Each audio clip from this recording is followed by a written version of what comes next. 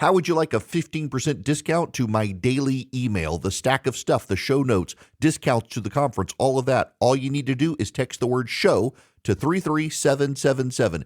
You'll get the annual subscription with a 15% discount to my daily email. You'll get the stack of stuff, the links to the show notes, discounts to the conference, and so much more. All you have to do is text the word show, SHOW, to 33777. Text show to 33777.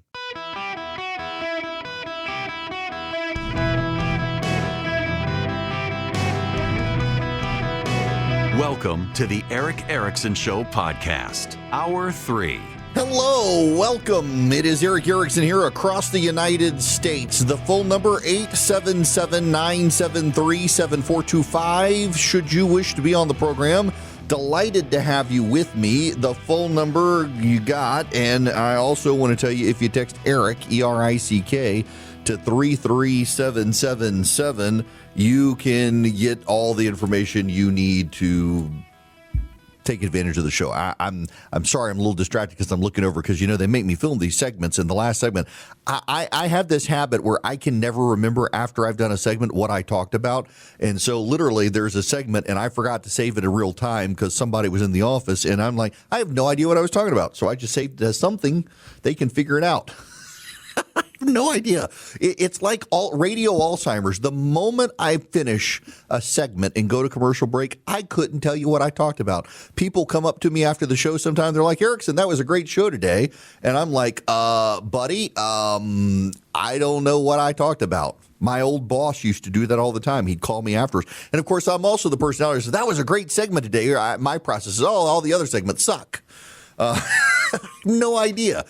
I know what I told you I was going to talk about now, though, because I'm fascinated by this. I want to go back in time. Robbie Sov from Reason Magazine noted this, and this is a 4-year-old piece. 4 years ago, Ezra Klein, the columnist at the New York Times and progressive activist, he wrote this. Over the past few years, I've been asked one question more than any other. It comes up at speeches. It comes up at dinners. It comes up in conversation.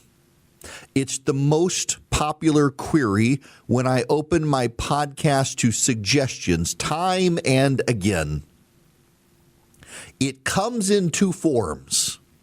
The first, should I have kids given the climate crisis they will face?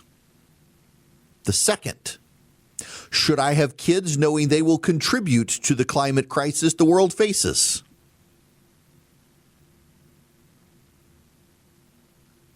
Ladies and gentlemen, that was 4 years ago.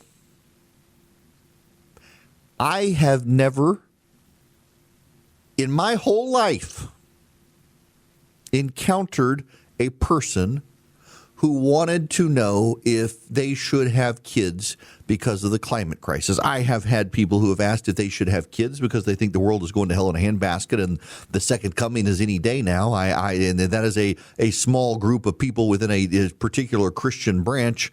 But I have never, I don't know anyone who wonders whether or not they should have kids. And particularly if you're a Christian, this is what I tell Christians. You're like, well, I think the world's going to hell in a handbasket. Why should I have kids? Because God said so. That's the answer. If you're a Christian and you're wondering whether or not you should get married and have kids, God said so.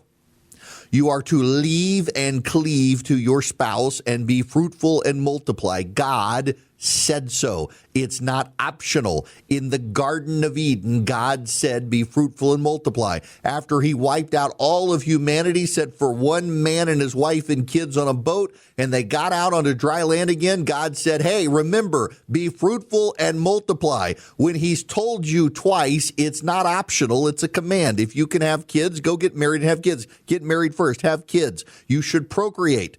God told the exiles in Babylon to have children and find wives for the sons and find husbands for the daughters and plant gardens and build houses and seek the welfare of the community in which you live. Procreation is a commandment. It's not in the 10 Commandments, except you're to honor God and you're to put God before all things. And God has, like multiple times in the Bible, said, people, get married and have kids. And along comes the secular religion. And remember, God is not mocked, but what the devil does is he twists things around and gets stuff in people's heads. And God says, be fruitful and multiply. And the secular atheists come along and say, should we be fruitful and multiply? Won't that hurt the earth? God says, be stewards of the earth. And the secular atheists say, yeah, maybe we should let the earth reign supreme. Let the kudzu take over. For those of you up north, don't ask. There is now data from Gallup, and it gets to how divided we are morally as Americans. On abortion, 73% of Democrats are pro-abortion. Only 18% of Republicans are. On gender transitions, 60% of Democrats support them. 5% of Republicans support them. Note, only 60% of Democrats. By the way, independents are with the Republicans. Now, this polling doesn't ask between Democrat and Republican particularly. Well, actually, you know what? I can pull this out of here. Let's see. Changing one's gender. Yeah, 40% of independents. So less than a majority of independents. Only 5% of Republicans believe it is morally acceptable to change one's gender. Gay and lesbian relationships, you know, in 2022, 56% of Republicans said they were morally acceptable. Now it's only 35%, 81% of Democrats. Do you know what happened to cause the GOP drop from 56% to 35%? The trans activist community forcing everybody to let boys go in girls' locker rooms and things like that has radically undermined support for same-sex relations in the United States, not just among Republicans, but also among independent voters, where it used to be 80% of independent voters and now it's 62% of independent voters. Almost a 20% drop in support for same-sex relations among independent voters. Doctor-assisted suicide, 68% of Democrats support it. 30% of Republicans. Sex between teenagers, 54% of Democrats support it, 16% of Republicans support it. Sex between unmarried men and women, 83% of Democrats, 46% of Republicans. Pornography, is it morally acceptable? 47% of Democrats say yes, a minority. 19% of Republicans say yes.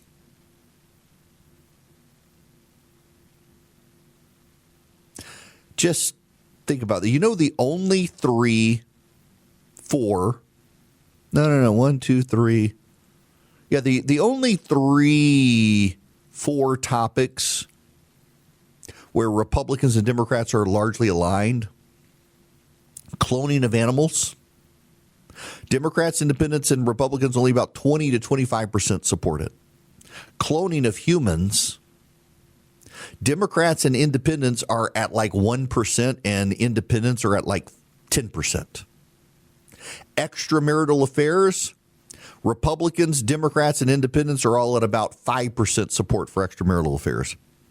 Polygamy, more independents support polygamy than Republicans or Democrats. Less than 20% of Republicans, less than 10% of Democrats, or I'm sorry, less than 10% of Republicans, less than 20% of Democrats find polygamy acceptable. About 30% of independents find it acceptable. So cloning, extramarital affairs, and polygamy, large unanimity by and large. But let me go through this list one more time to highlight this, because this gets to my point. 73% of Democrats are in favor of abortion, only 18% of Republicans. Gender transition, 60% of Democrats, 5% of Republicans. Same-sex relationships, 81% of Democrats, 35% of Republicans. Physician-assisted suicide, 68% of Democrats, 30% of Republicans. Pornography, 47% of Democrats, 19% of Republicans. My point here is we have two parties in this country, one of which is on the path to suicide as a political party. The Democratic Party in the United States of America is increasingly progressive across the board. There's really not a thing called a moderate Democrat in many cases anymore. But also, their moral choices, separated from actual orthodox biblical belief, has become increasingly towards death. Abortion, you may not believe that that is a child in your womb, just a fetus, you want to call it, an embryo. It's a human being. It's a human being, and 70% of Democrats are fine killing that human being. 68% of Democrats are fine killing a human being with the help of a doctor if that person wants to commit suicide. And 60% of Democrats are in favor of gender transition, which is also called sterilization. This is a path for a party in decline population-wise. It's a culture of death. My friend Ramesh Ponnuru wrote a book about that. This is not a sustainable path for the Democratic Party. They're becoming the political version of the Episcopal Church, which is so rapidly in decline. The last Episcopalian in the United States was born a few years ago. Now, by the way, I'm not making that up statistically. The Episcopal Church, which used to be called the Republican Party at prayer, is now the Democratic Party at protest. And the last Episcopal church member in the United States was born about 5 years ago, statistically. The church is in such rapid decline within the next 50 years, it won't exist. They're already have to make the tough decision to sell properties within the Episcopal Church because they've got a lot of their churches are going empty. It is wild to think the Episcopal Church was once called the Republican Party at prayer, and at this point it has become the Democratic Party protesting in the streets. The Unitarians and the Episcopalians, the UMC and a few of the United Church of Christ, they're kind of the liberal religions now. They're all in decline. The Democratic Party is a party that is making a choice to decline population-wise, and part of this is the fear scenarios, the mental unwellness of people who fear for the planet. You can't tell me this was not some sort of psychological operation to convince people not to procreate. The whole, we're all going to die, we've got 10 years to save the planet. It seemed like a coordinated operation over time to try to convince people not to have kids, and it appears to have been quite successful with the left, but not the right. But there's something else here we got to comment on.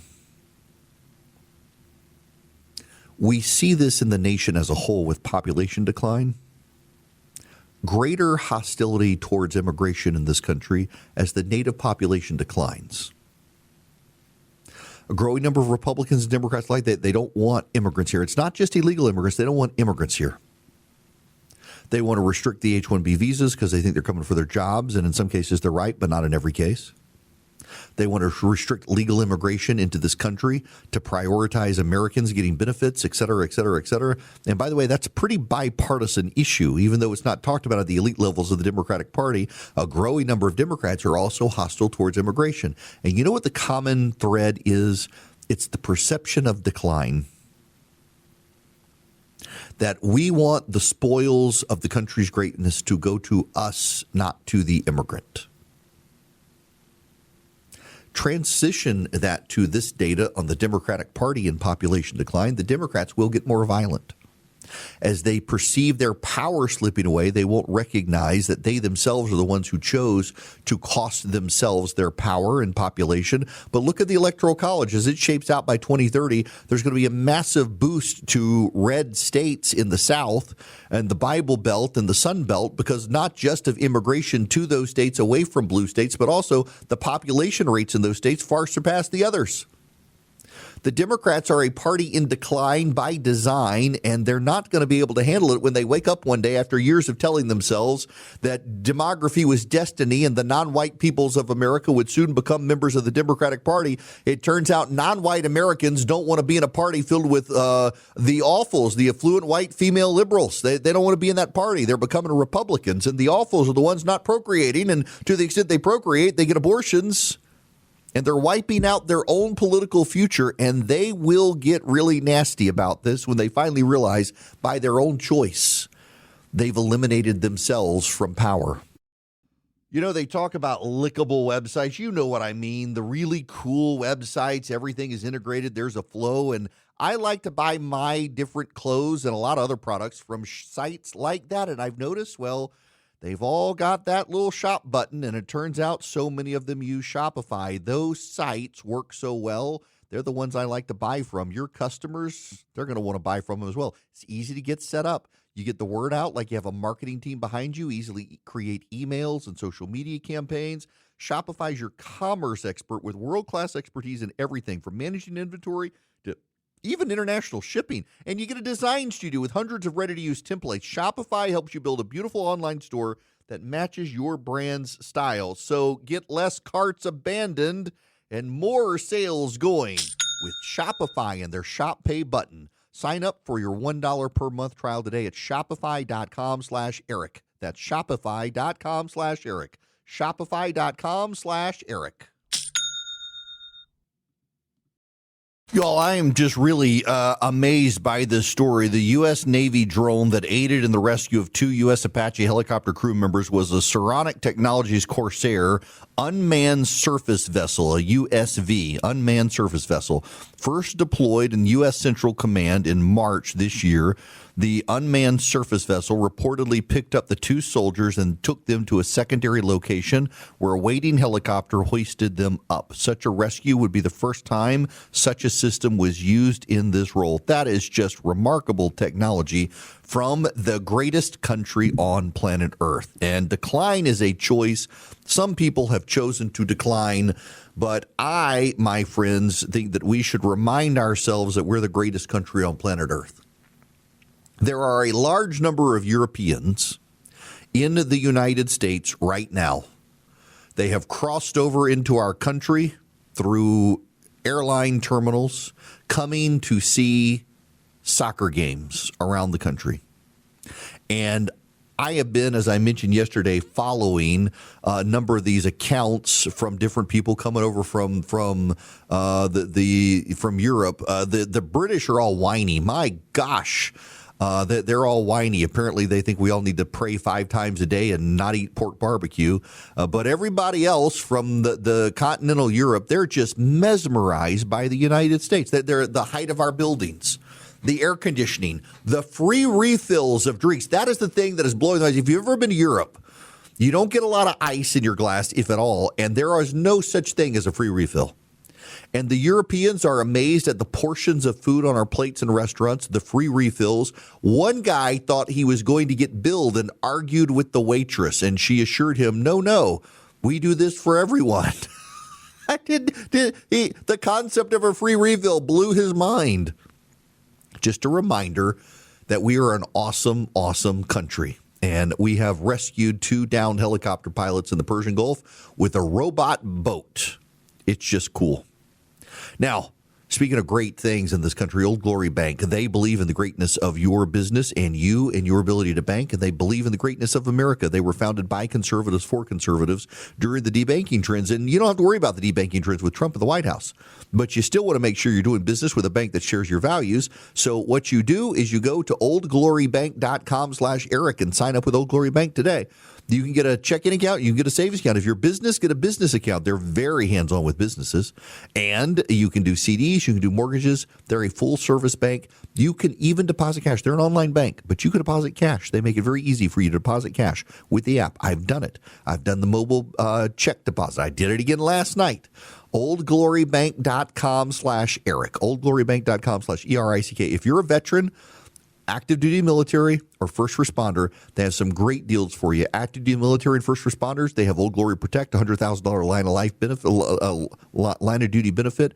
You get all the details, oldglorybank.com/Eric, oldglorybank.com/ERICK. Member FDIC, equal housing lender. Terms and conditions apply. And yes, Old Glory Bank really is my bank. It can be your bank too. Hey there, it's Wayfair here, where delivery and setup are as easy as a few taps on your phone. You're relaxing in an old hammock, scrolling Wayfair's app, when you spot it, a brand new patio set. Next thing you know, Wayfair delivers it right to your patio and sets it up. Oh, you need a new grill too? All right, Wayfair's got you covered. With Wayfair's Room of Choice delivery and fast expert setup on qualifying orders, life gets a little easier. Visit wayfair.com or the Wayfair app. Wayfair, every style, every home. Hello there. Welcome. It's Eric Erickson here. The phone number 877-973-7425. Should you wish to be on the program, friends, I want to play a couple of clips here, just a couple of clips, and they are to some degree. Two of them are related. This is first the mayor of New York City, Zohran Mamdani. I want to be very clear about the fact that I believe that ICE raids are cruel, they are inhumane, they do nothing to serve in the interest of public safety. I've shared that directly with the president. I've shared that in public. It is a feeling that many New Yorkers share. And I also do believe that ICE as an entity is one that should be abolished and that we should return to an immigration system that has more humanity at the heart of it. That's the mayor of New York. Abolish ICE. ICE raids are cruel. This is the Secretary of Homeland Security, my friend Mark Wayne Mullen. You're not going to tell us where we can and cannot enforce our nation's laws, because we are not, Sean, picking and choosing which laws we enforce. We enforce the laws that Congress passed. And for Mayor Mamdani, who's absolutely destroying a great city like New York, to say that ICE needs to be abolished, I mean, come on, they're immigration custom enforcement. That's their job. And so he wants to have open borders and wants to allow criminals to run their streets. Well, his constituents don't want that. No, his constituents don't want that. Most of them don't. Some of them do. Some of them are fine with it. That's Mark Wayne Mullen's response. This now, completely separate from that, this is the mayor of Seattle talking about how they're doing mini houses, micro houses, and to turn into drug dens for the homeless people to keep them out of the way of the World Cup. Recovery is really complicated and difficult, and so we're not demanding that people be, abstinent when they enter this village. There are thousands of people sleeping unsheltered on our streets. Yes, we are failing. We are failing. Collectively, we are failing. The mayor says the shelter will also offer health services, including drug treatment, which will be encouraged but not mandated.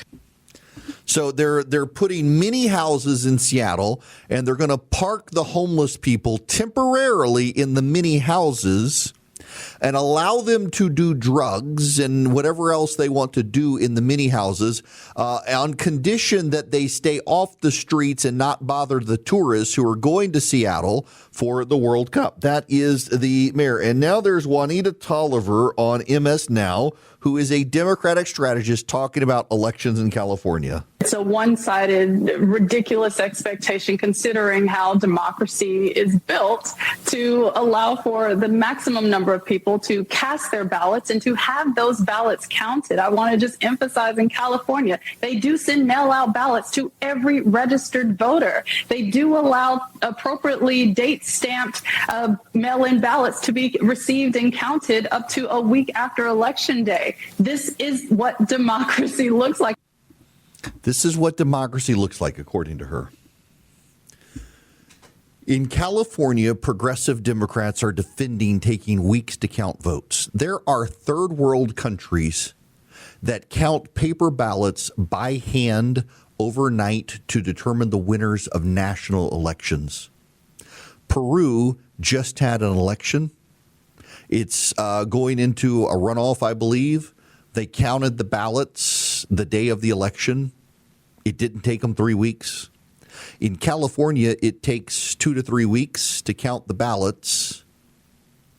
It casts doubts on the election. It seeds conspiracy theories, and these Democratic strategists and Democratic politicians insist it's good for democracy that it takes you weeks to know who won an election. It used to not do that. There was a time in the United States where everybody knew the night of an election who actually won the election.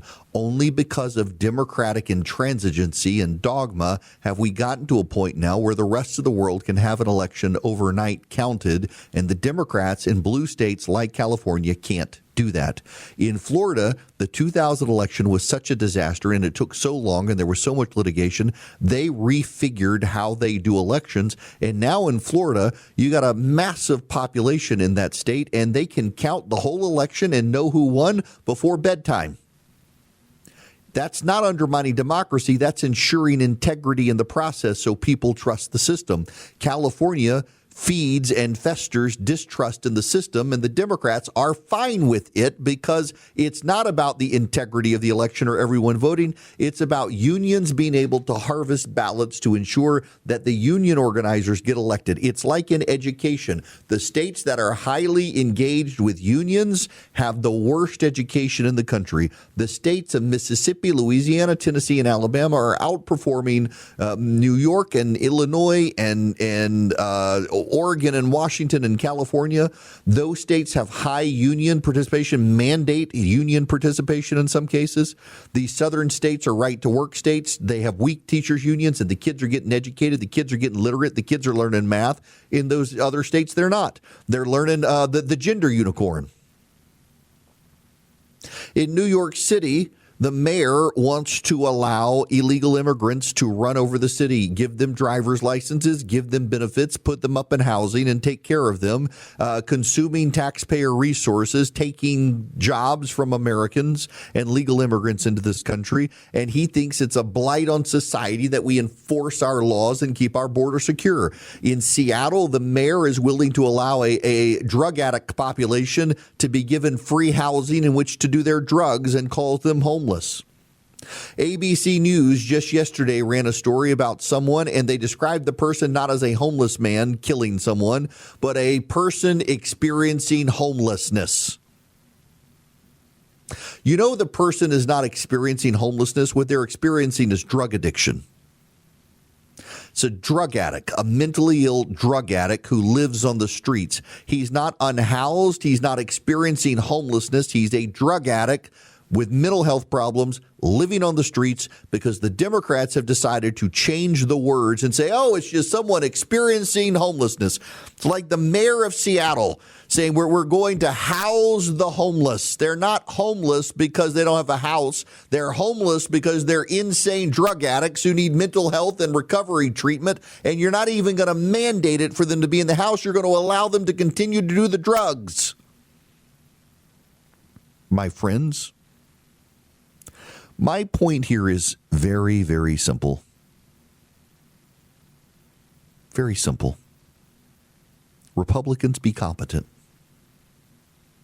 You're not going to win back all the cities. Look at Spencer Pratt. So, you know, how somebody, yet again, every time Republicans now lose an election, they've decided it's a conspiracy to steal an election. I don't really care if you believe that the Los Angeles election was stolen. It wasn't. And the reason I know it wasn't is because all of the polling that came out of the end, the polling average, pretty much nailed it. Pretty much nailed it. Now, you can say they manufactured the vote, and I'm not going to dissuade you. If you want to think it was stolen, you think it was stolen. But I will note the pattern is beginning to be distressing, that every time either side doesn't get their way in an election, they immediately rush to it was stolen as opposed to they just lost. Spencer Pratt was never going to win the runoff if he got in. It's an 80-20 Democrat-Republican city. Doesn't matter. Doesn't matter. What matters is it took so long to vote. People have gotten these conspiracy theories. But also, what also matters in Los Angeles is it's a failed city. New York is a failed city. Seattle is a failed city. And these cities are run by Democrats and have been run by Democrats for decades. And they've continued to become even more failed cities. And in these cities becoming failed cities, the voters, particularly the white voters, keep voting for the failure. Increasingly, it's the non-white voters who are starting to look for an alternative. Do you know why the non-white voters are starting to look for alternatives in places like Los Angeles and New York and Chicago and Seattle? Because they actually live there. And they have to suffer the consequences. In these cities, the white people tend to be wealthier. They tend to have money to insulate them from the problems. They tend to have money to, in various ways, protect themselves from the consequences of their own policies in ways the poor people can. And so the poor people are starting to shift towards the GOP. Republicans is going to take you some time. You're not going to get there overnight. And you would be wise to purge the racists among you. And you know there are racists and anti-Semites in your midst. A lot of the Christian nationalist bros who support Donald Trump, they're just a bunch of racists. Not all of them, but a lot of them are racists. They believe in white church and white God and white Jesus. The Christian nationalists are, frankly, as much a menace, I think, as the secular progressives in many cases. Republicans, you got to be competent at running your local governments. Republicans, you got to be competent at governance. Republicans, you got to drive out the crazy from your midst. You got to police your own side. The Democrats do not police their own side. The Democrats are willing to allow crazy to fester within their midst. And in festering within their midst, the Democrats are starting to lose non-white voters. And Republicans, I will beat this drum. I will continue to beat it. If you can police your own side and purge from your midst the insane people, you will provide a welcome space for the non-white voters who are fleeing the Democratic Party because of their utter incompetence. They don't want to deal with the drug addicts on the streets. They call them unhoused or people experiencing homelessness, and they put them in mini houses, but they'll get rid of the houses and put them back on the streets the moment the tourists go away. They don't want to deal with the immigration crisis in this country. They claim there's no crisis and open borders are good things. Just be competent in dealing with it and don't be cruel, Republicans. Don't be cruel. In Los Angeles and in California, they cannot count ballots. Count ballots and be competent. Provide a contrast. And it is a contrast, let's be real honest here. It is a contrast that in many states and places, you will never be rewarded for your competence, Republicans.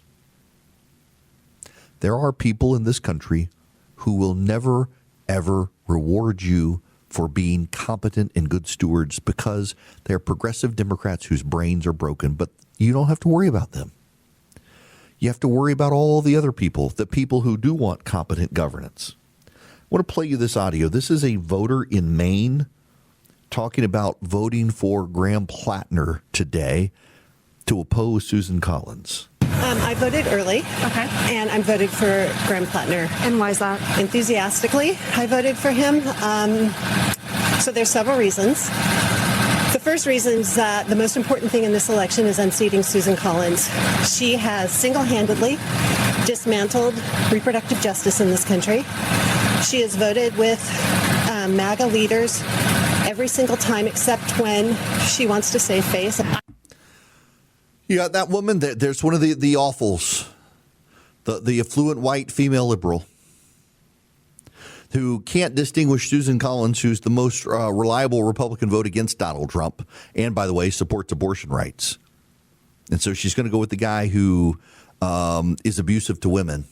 This woman will go with a guy who's abusive to women to stop the woman who stands up for women's rights in the United States Senate. The Democratic Party of white women and gay men is broken and overly neurotic, and non-white voters want a home. And what they really want is competent governance. Republicans, look at what the Democrats are doing and just manage your cities well. Be good stewards of the public wealth, and you're going to start getting more and more voters because the Democrats have lost their mind and they've gone so far off the cliff.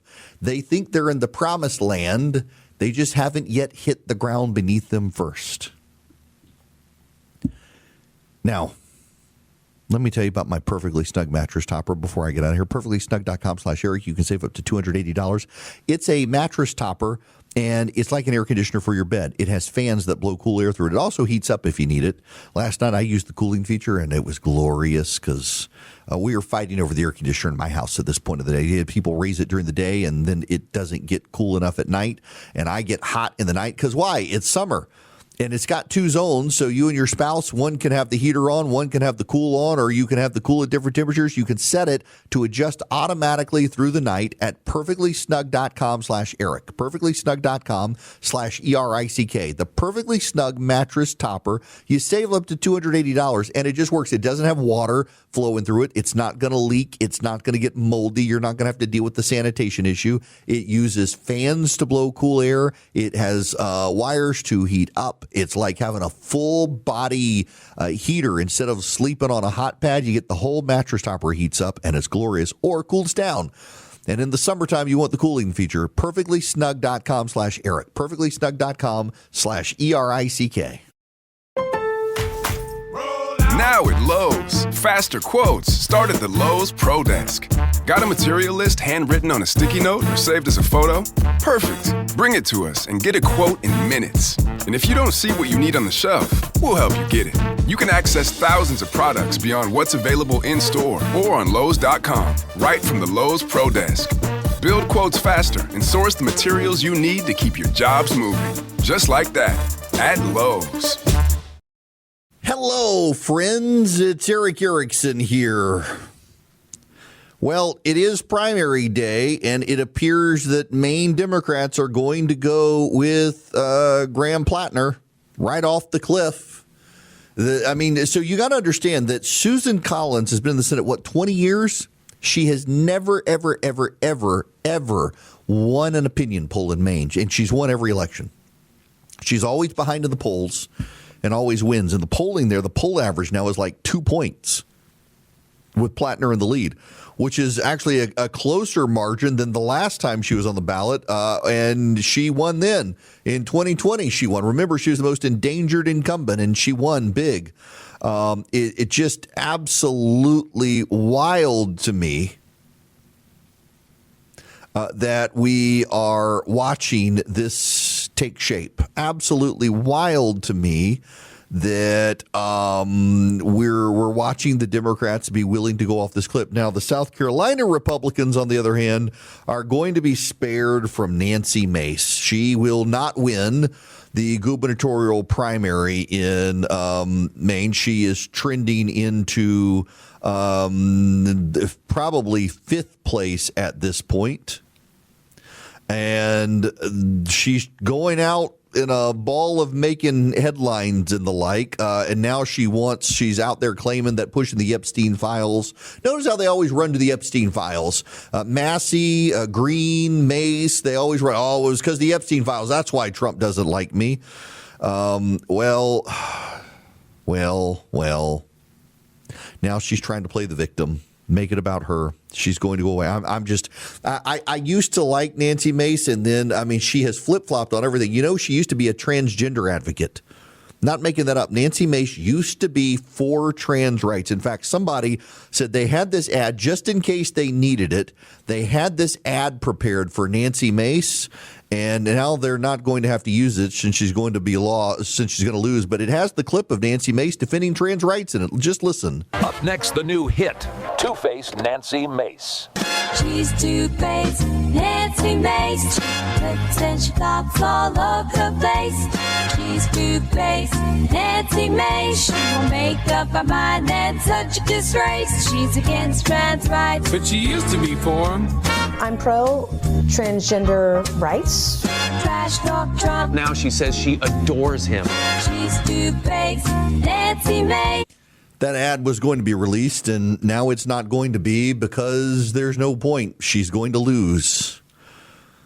Yeah, I worry about her stability after this loss. We'll see. And we'll be back tomorrow with the results. Now let me tell you about Incogni, INCOGNI, incogni.com/Eric. If you go to incogni.com/Eric, you can sign up today with Incogni, and they will go to the data brokers online and tell the data brokers to delete your information from their websites. Data brokers sell your information. They get it from Department of Motor Vehicles when you get your driver's license. They get it from insurance companies. They can get your pharmaceutical records. They can get your credit card statements, see what you're shopping for. They sell all this stuff online. It's wild, the invasion of privacy. You don't even know what's happening. And Incogni goes to all of them and tells them to take it down. And then they follow up to make sure they keep it down. You can save up to 60% at incogni.com/Eric, ERICK, incogni.com/Eric. The telemarketer solicitations go down. The phone calls go down. The credit cards offers in the mail go down. Your spam emails go down because the data brokers no longer get your email address. They no longer get your cell phone number. They no longer get your home address. It all gets taken away. Incogni.com/Eric. Save up to 60%. Incogni.com/ERICK.